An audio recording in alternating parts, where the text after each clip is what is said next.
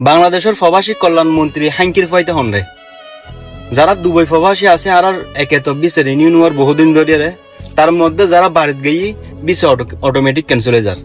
কিন্তু ওই আর বাংলাদেশের প্রবাসী মন্ত্রী হাঙ্কির ফোয়া এটা কোনো খবর নেই এটা আমার ফোয়ালা আছে শুধু বল রে বুমজনত আর টুর মারানোর নাকি ইকে বর্তমানে যারা ছুটি হাঁটা বেলায় বাড়িতে গিয়ে দুবাই প্রবাসী সকল ইতার আর বিসে অটোমেটিক ক্যান্সেল হয়ে যার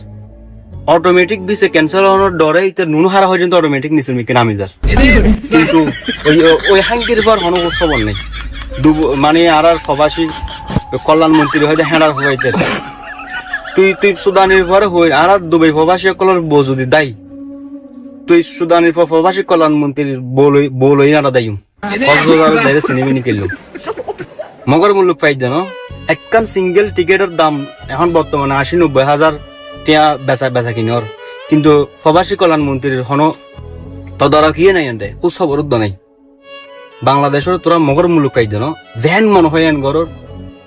আর প্রবাসী সকলে এনে দুঃখে কষ্ট বন্য ধরে তোরা আসত দেন মানে রং তামাশা করো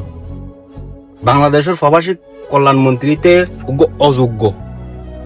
এতে বিকাশ নুরা আমি মনে করছিলাম ইতে মধ্যবিত্ত ফ্যামিলির ফুয়া নিজের মিকে তো উড়িয়ার মিকে আইসি এটা আর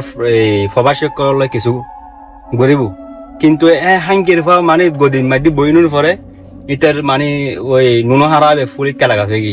ইতার আর হন মানে দরা চুয়া নজার ইতারে ইতার বলে হতাশ হইতে বলা বলে এখন বর্তমানে 1 মাস আগত অ্যাপয়েন্টমেন্ট লোন ফরের বলে হয় মা দার ইজ্জত আর প্রবাসী অকল টিয়া দিয়ে তোরা চলর কিন্তু আর তোরা ন্যায্য অধিকারী নদীর মা দার ইজ্জত অকল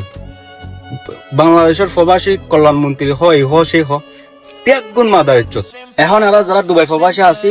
কি হয় রেমিটেন্স না পাঠাইবেন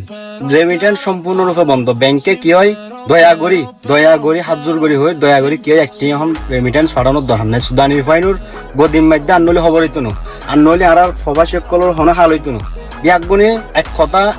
এক দাবি রেমিটেন্স বন্ধ সুদানি রিফাইনুর হন রেমিটেন্স দেওয়ানোর দরকার নেই